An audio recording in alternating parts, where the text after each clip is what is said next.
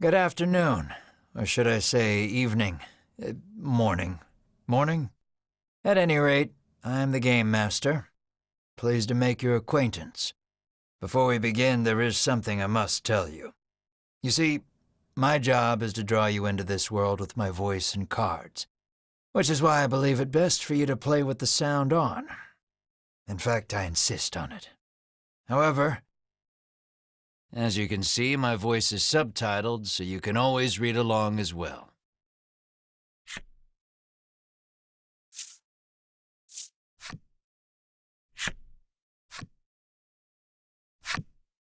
Now then, are you ready? Let's begin. Welcome to Voice of Cards. You are about to take the first steps of your adventure. Through a realm of sword and sorcery you will travel, battling bloodthirsty monsters as you strive to realize your ambitions. I have every faith you will accomplish great things here. I am merely a witness to your exploits. Now then, your departure draws nigh. May your journey be a safe one.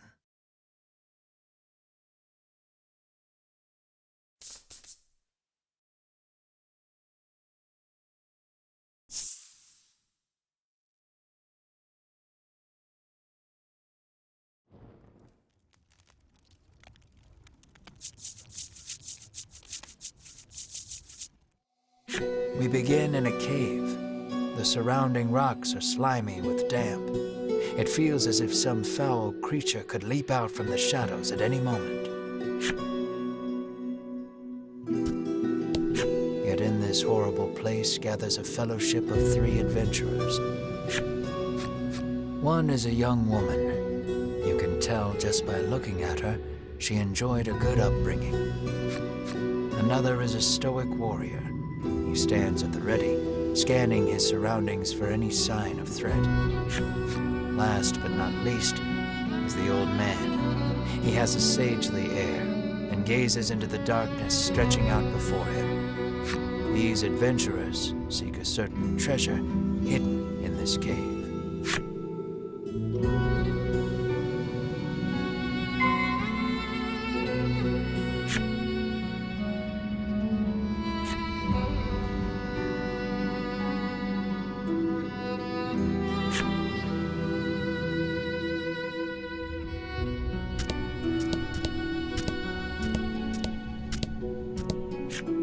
An iron door towers before you. It has rather conspicuous handles.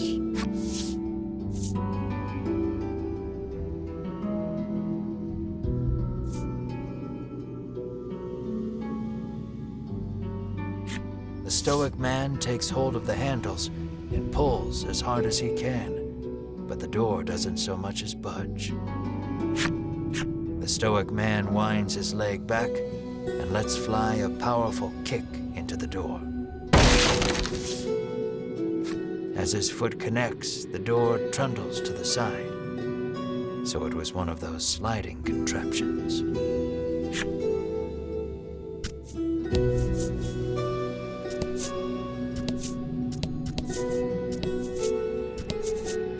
Something leaps out at the fellowship from the darkness.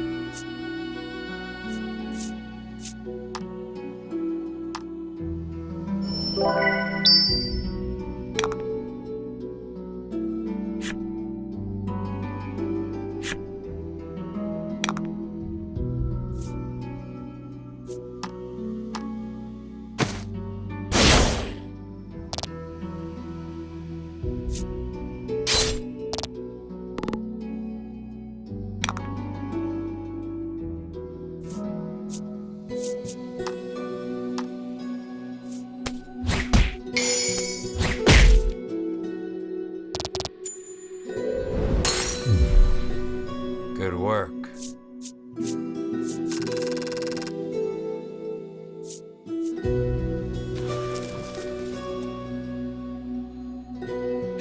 These adventurers have seen their fair share of battle and defeat their attackers with ease.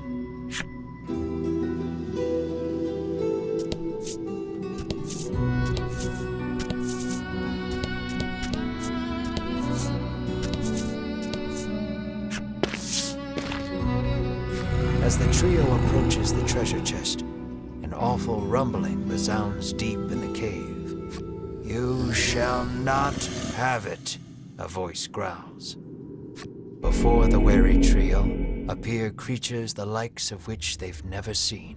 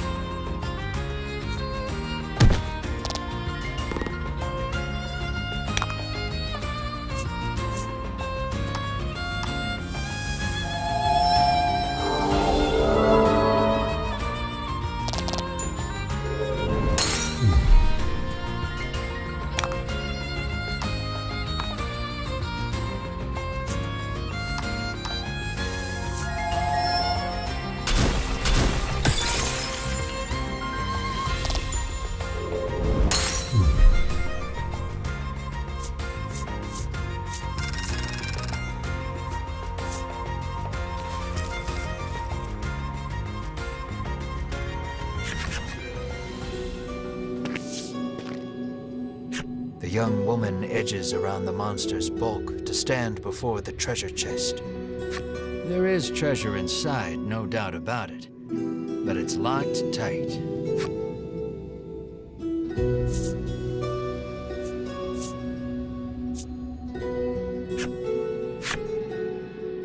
The woman slides the simple key into the lock. The chest clicks open. Inside is what appears for all the world to be an ordinary medicine bottle. At last, we've retrieved the royal treasure, the old man says. The woman and warrior exchange a nod. Their quest complete, the triumphant trio put the cave behind them.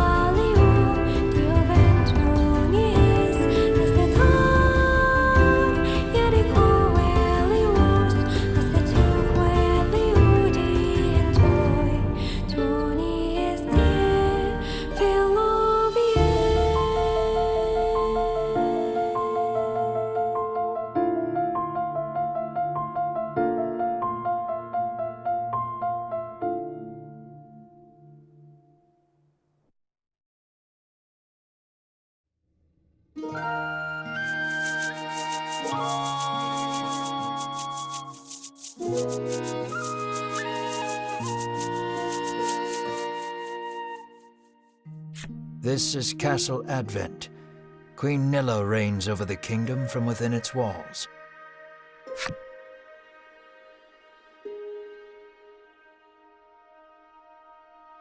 In the crowded audience chamber jostle all manner of knights, adventurers, and bounty hunters.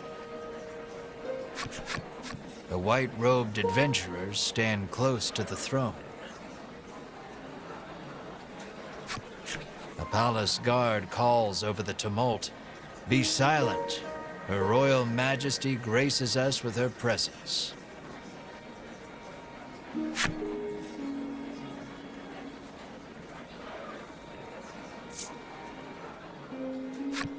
The cacophony ceases the moment Queen Nilla enters the chamber.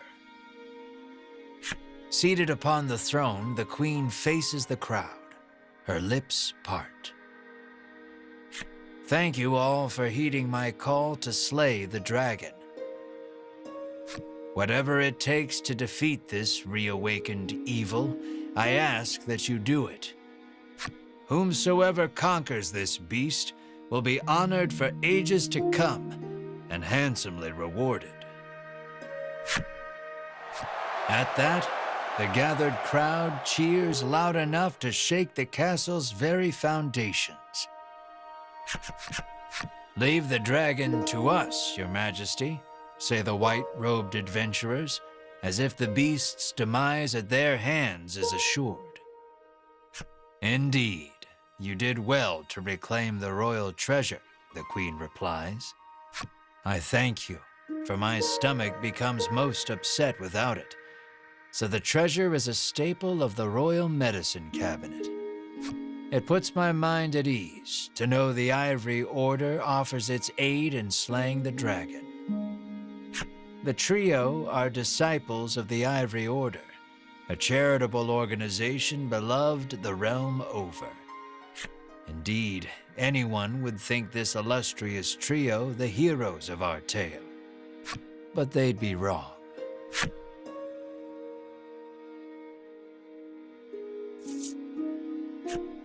So we just gotta slay the dragon and we'll be drowning in gold." The man trails off, drooling over unknowable fantasies. Beside him, a strange creature lets out a chirping coo. Pay attention, because this is important. There he is, or there you are, I should say, the hero of our tale. A humble bounty hunter, you love little in this realm more than coin. A seemingly tedious fellow who doesn't hesitate to claim the title of hero for yourself.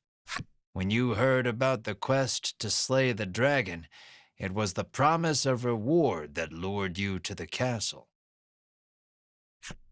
Now then, if you wish to officially register for the hunt, see me so I can get your signature. You wonder why you need to sign anything, but head for the guard anyway.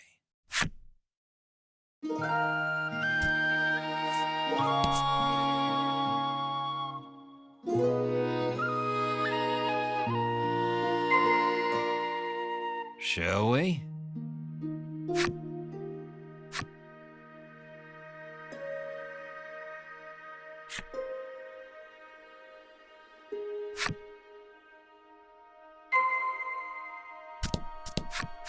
Scared of the dragon? Scoffs the guard. Have you registered yet? Says the guard.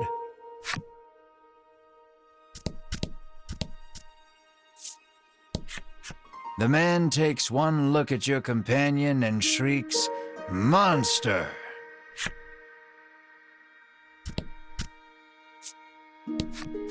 You think the dragon's really as tough as they say? Asks the man, his knees knocking together.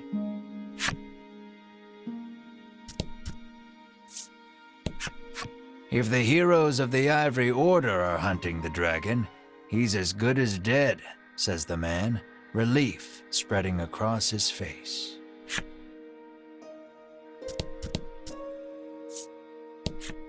That reward for slaying the dragon is as good as mine, barks the man.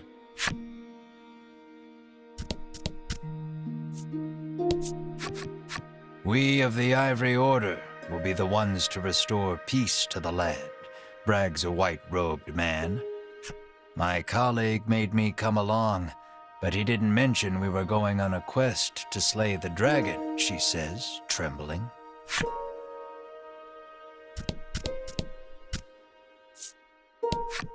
You'll need tough gear if you're going to beat the dragon, the man tells you.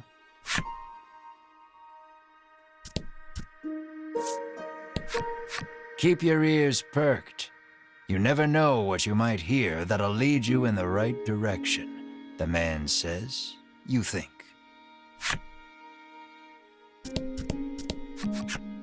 The Ivory Order trio stands before you. They seem not the most approachable of parties, but...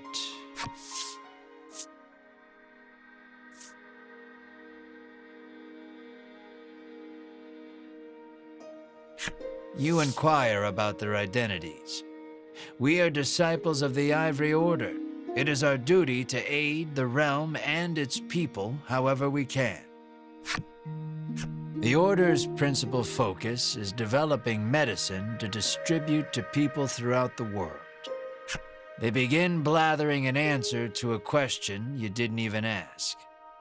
Sensing a long lecture ahead, you seize on the first chance to extricate yourself from their presence. Go talk to the guard on the left to sign your name on the register. You try to speak to Queen Nilla, but a guard blocks your path. Figures a nobody bounty hunter can't just walk up to a queen and start chatting like they're best friends.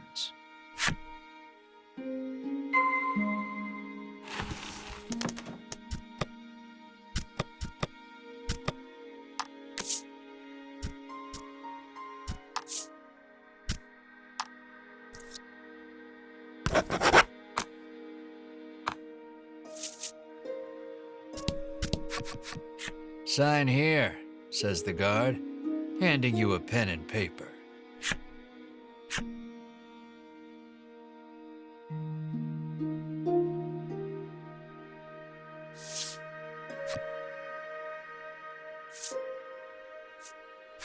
You sign your name.